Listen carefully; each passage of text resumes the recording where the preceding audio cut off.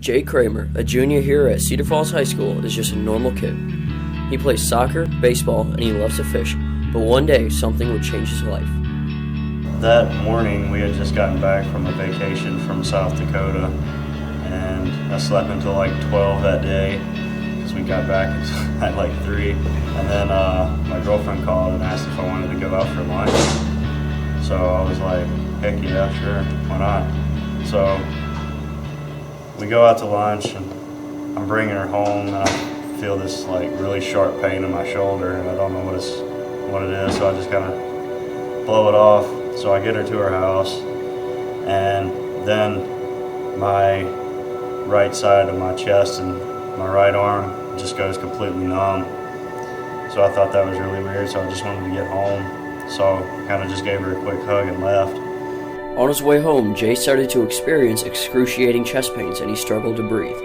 When he got to his house, his legs started to become numb. So I kind of just turned the car off and I couldn't move my legs because they were numb, so I had to crawl up my front yard and into the house. And of course my parents weren't there, so I was really freaking out, laying on the bedroom floor. So I called my mom. Of course she doesn't answer right away, so I'm sitting there thinking, oh, I'm just gonna die right here. And then she calls me back and then she's like, what's wrong? So I was like, I have no idea what's wrong. You just need to get home. He started to cough and spit up blood. I wake up to them picking me up and then throwing me into the back of the car. I got to the hospital and I wake up and as they're wheeling me into the door.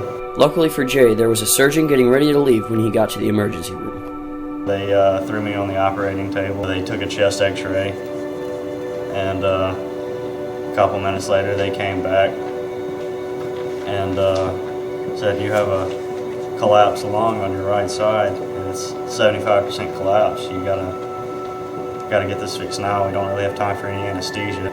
But my legs and my arms were numb, so I wasn't really flailing around, so they just kind of cut me open right there and stuffed a sock in my mouth to keep me from screaming. And then they gave me a chest tube. Well, I didn't freak out at first because he didn't text me that his lung collapsed. He just texted me that he was in the hospital. So I was scared. And then when we found out, I went to the hospital and went. Jay wondered if he would ever be able to play sports again. So I asked the doctor what are the chances of me not being able to play sports anymore, and he said he doesn't know. So he had a specialist come in and look at the x-rays, and he said there were spots on my other lung that could cause problems in the future.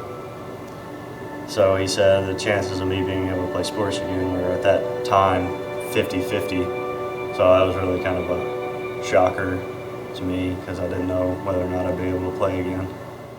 Luckily, his surgery went well and he was on the road to recovery.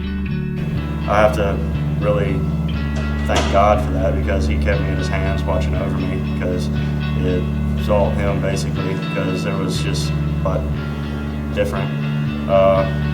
Also, my phone really helped me get through the time in the hospital. Also, just kind of helped me get closer to him in faith, kind of just praying. My friends also came and visited me in the hospital a couple times.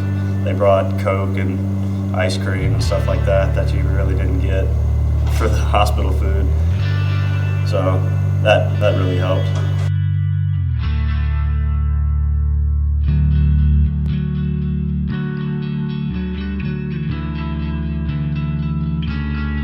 Well, it really opened my eyes thinking how lucky I was, but kind of just play it a little safer now because if it did happen again, you really need to be kind of close to a hospital because it happened pretty fast and it was pretty life-threatening, I guess. This has been Brennan Coles for the Tiger Highline Online.